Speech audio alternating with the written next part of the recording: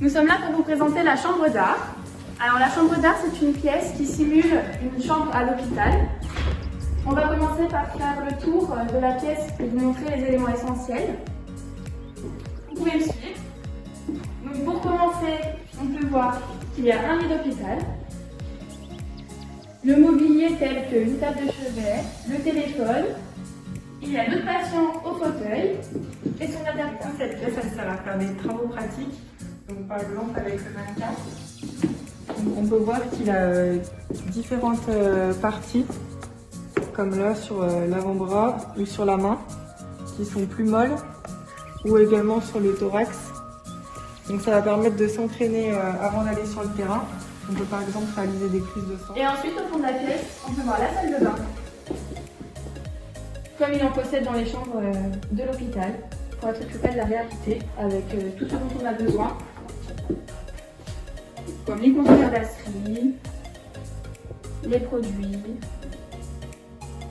Donc, dans cette salle, il y a des placards qui renferment beaucoup de matériel pour typiquement les préparations de perfusion que vous aurez l'occasion de voir en TD. Voilà, donc c'est fourni avec du matériel qui permettra du coup de pratiquer. Aussi équipé de matériel qu'on peut trouver à l'hôpital comme des lits, une table de chevet, un adaptable, un fauteuil ou un déambulateur. Donc là, on a un électrique qu'on va souvent retrouver en service, donc avec la sonnette, la potence et les boutons pour monter ou descendre le lit. Voilà.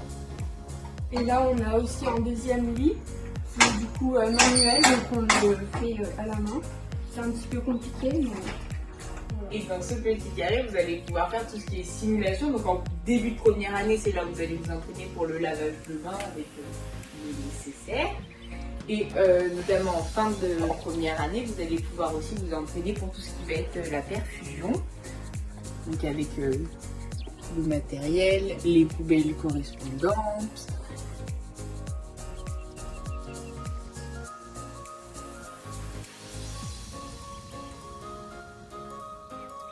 Vas-y. Donc cette salle elle est également équipée de 3 caméras au plafond qui vont permettre de travailler la simulation qui sera régie avec les formateurs de l'IFSI qui seront eux installés dans la petite salle qui est derrière. Voilà, donc après toute cette organisation, tout ce travail vous sera expliqué au moment où vous... voilà. Là, on se retrouve dans le sas où sont reliées les caméras, donc c'est souvent les formateurs qui seront ici pour pouvoir parler dans la salle à l'aide du micro. Et voilà, interagir avec vous.